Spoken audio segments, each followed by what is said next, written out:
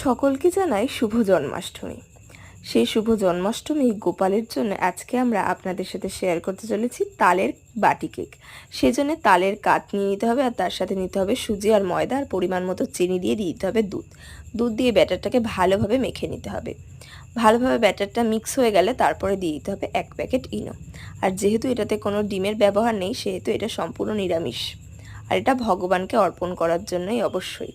তারপরে বাটির মধ্যে একটু তেল ব্রাশ করে এবার এক এক করে ব্যাটারগুলো দিয়ে দিতে হবে বাটির মধ্যে। তারপরে একটা কড়াইয়ের মধ্যে কিছুটা জল দিয়ে সেটাকে একটু ফুটিয়ে নিয়ে তারপরে দিতে হবে সে বাটিগুলো বসিয়ে। ভাপে 15 থেকে 20 মিনিট বসিয়ে নিয়ে হয়ে আসলে দেখতেই পারবেন একটু টুথপিক দিয়ে।